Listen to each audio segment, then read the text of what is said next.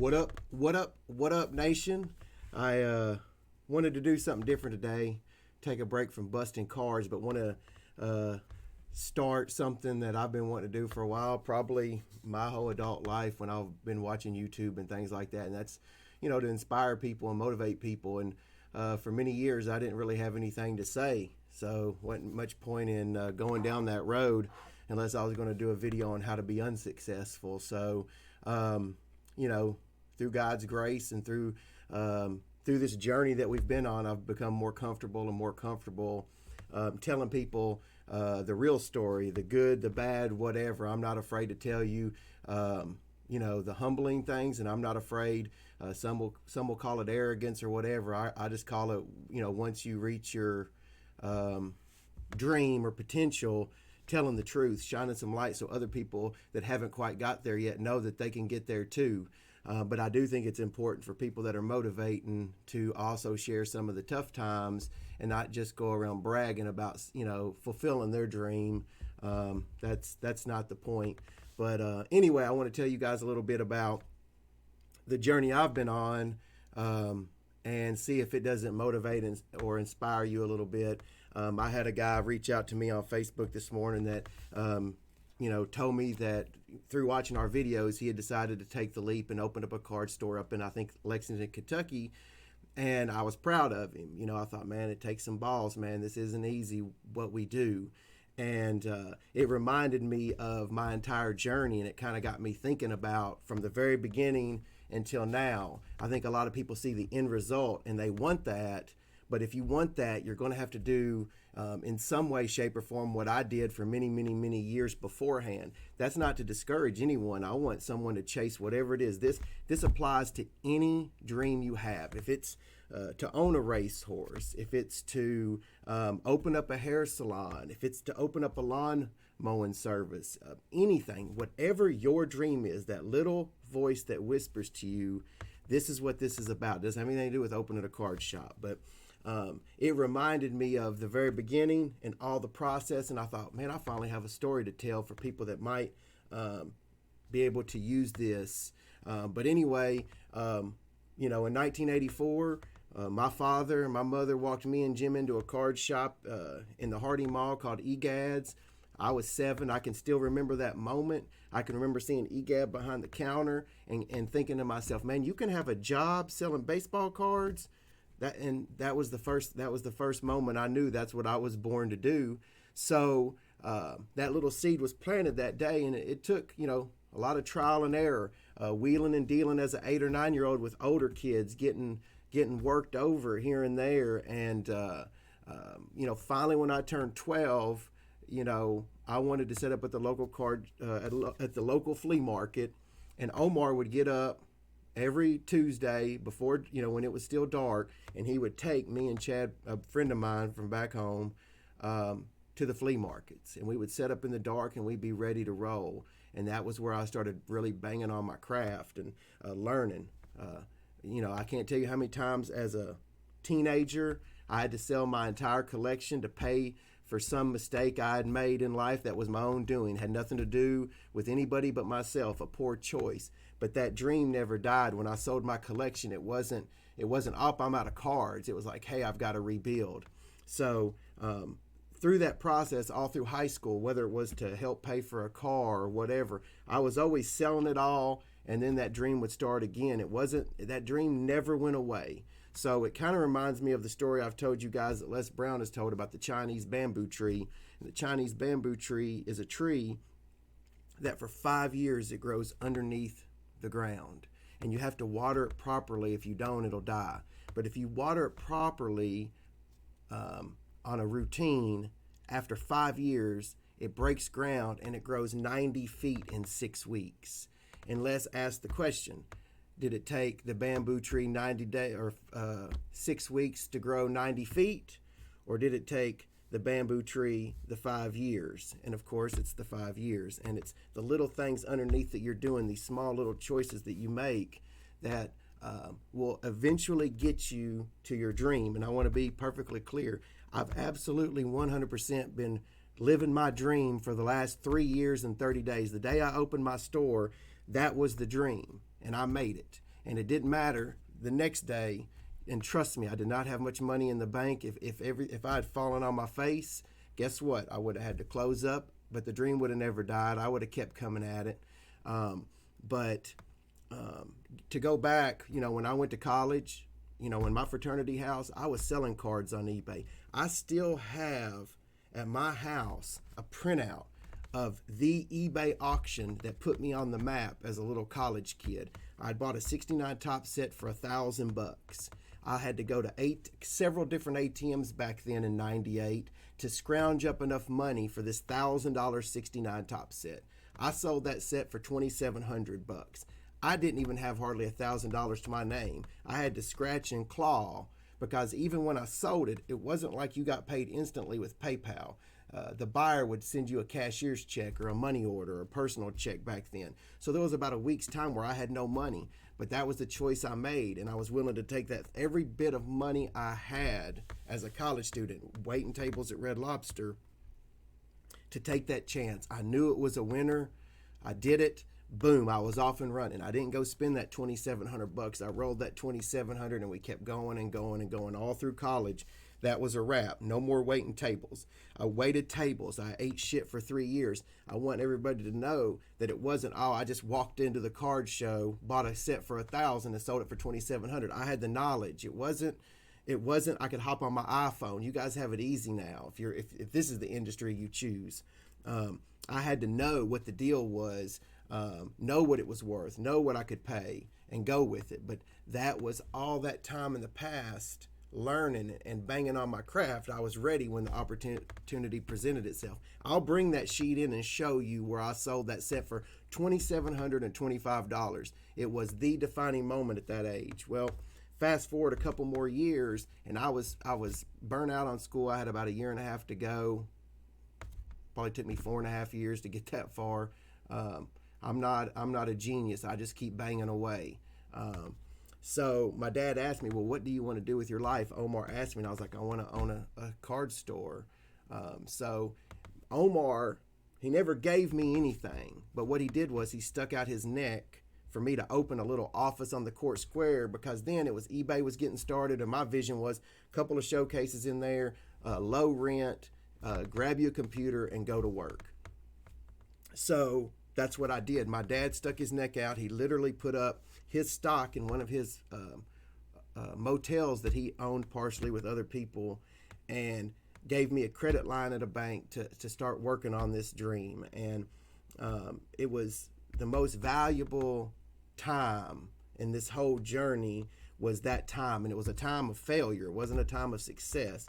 I would, buy and sell, travel where I needed to go, try to round up deals. But at that time, we had gotten pregnant with twins, and twins are expensive. She was a self-employed lawyer, so we didn't have insurance. So it was a really tough time to try to get this thing off the ground. And I remember I was always spinning my wheels. I was probably making $30,000 when I needed to be making $50,000 or $60,000 to take care of my part of the bills. My wife was always handling her business. She was more steady and knew what she, made better life decisions so she could pay her part of the bills. There would be times, I want to make perfectly clear to people, that it was up and down. One week I would hit a lick, and then the next week I may do something stupid. My own doing. If you're that person, man, you hang in there, man. Don't give up. Don't be too hard on yourself. That's one thing looking back. I was really hard on myself when I made these decisions, and it stunted my growth at times. But it came to the point where I just couldn't get over the hump. So we closed it. I went and sold vehicles, cars at Alexander Chevrolet. The worst year and a half of my life. But I did what I had to do. I ate shit. I pounded away at it. I hated it. But the very first month, rookie of the month. No, not rookie of the month. Salesman of the fucking month. It is what it is. You do what you got to do, man. I used even the haters back then on the car lot. They didn't like a young guy running around grabbing every up, trying to sell a bunch of cars. But we had to have money. It was money. And you got to remember, I had this loan that my father had stuck his neck out on that I was still having to pay. So that loan took me like 20 years You know how it is, man. The banks get you in there. But you know what? I never let my father down. I always made my yearly payment. And when we opened this store, I paid that sucker off. So from 21 to like 39, took me 18, maybe I was 22. Let's say 17, 18 years. It took me 17 or 18 years to pay this thing off. And every year I made that, I reminded myself that I wasn't going to let my father down. I wasn't a little bitch. I wasn't going to embarrass him at the bank. I would do whatever I had to do. And trust me, during those times, there were times where, I paid for the groceries. I would go grocery shopping, man. It was my responsibility to always handle the groceries at that time. And there were choices. I remember there was a time where I had to choose what groceries I wanted because I didn't have enough money for everything. And I remember sitting in that Kroger right over there on Church Street saying to myself, I will never, ever be in this situation again. And again, those situations were my own bad choices. And again, it's the same theme. You make bad choices over and over, you're going to get bad results. But at that moment, in that Kroger, I'd had enough. So then I started making a little bit better choices and went into real estate. I sold real estate for 13 years, but that dream never died. You can ask the people I worked with in real estate. I was hustling cards in my office. I was buying and selling. I was banging away, selling on eBay, building contacts, traveling all over the country, just trying to get my foot back in the door, whenever you've got this loan hanging over you, you really can't start until you get this thing paid off and then go back at it. So I was always grinding, but you're trying to raise a family and you're trying to do what's right to someone who stuck his neck out for you.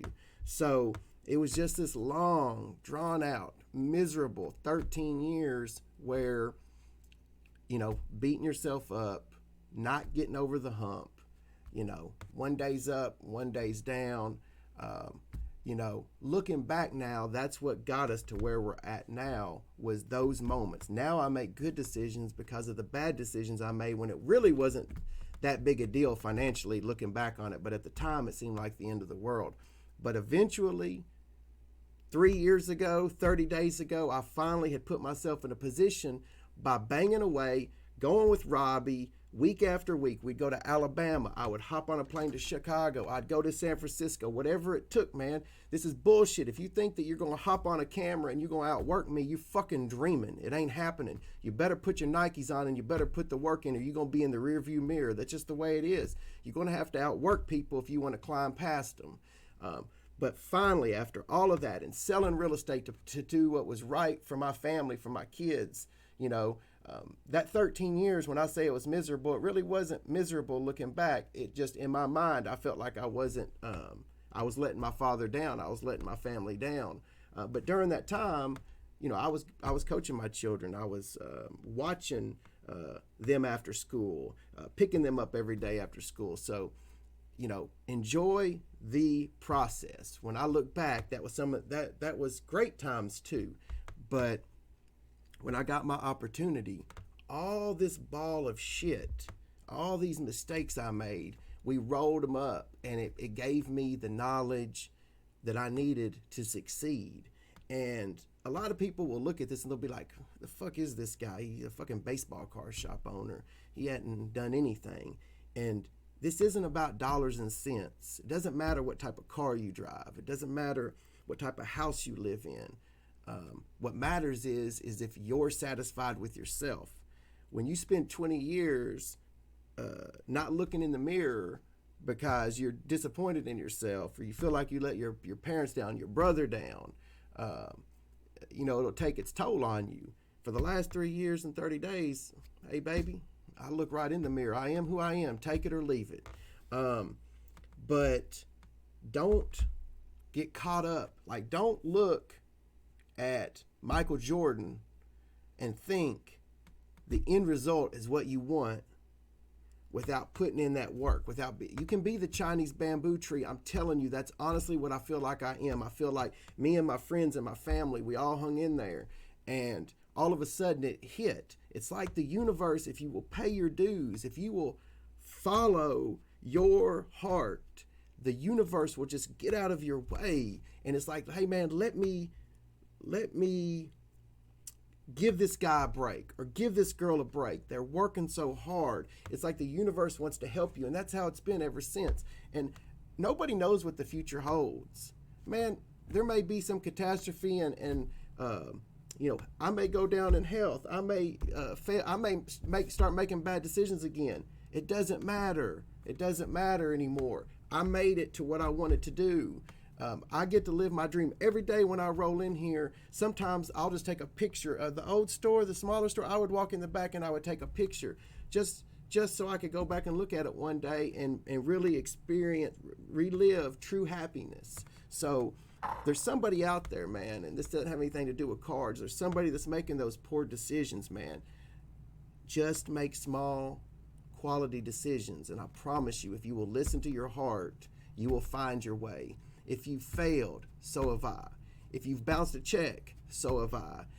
If you've struggled to pay your rent or your mortgage, so have I. If you've struggled thinking you've let other people down, so have I. You're not trying to do anything that nobody else hasn't done before.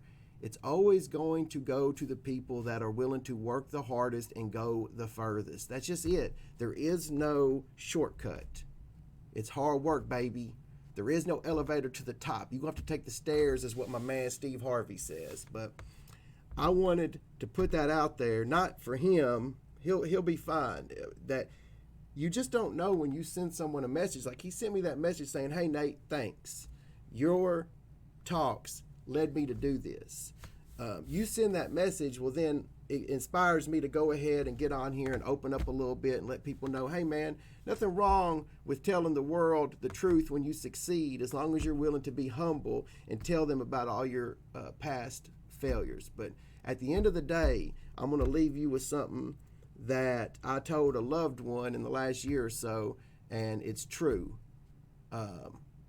You can fail 50 times, 100 times, whatever it takes, and just one success can erase it all. I've completely transformed the way people think about me by making one successful decision. It is what it is. And I'm not talking about the haters. If you got haters, you're doing something. So don't worry about it. Hang in there. The first motivational speech, baby. We ready to roll, man. I'm coming. I know there's something for me after this. I wasn't just here to just own a card shop, man. I'm coming. I want to inspire people. I want to motivate people. If you're having a hard time or you want to talk to somebody who actually knows what it's like to go down the road of pain, man, I'm right here.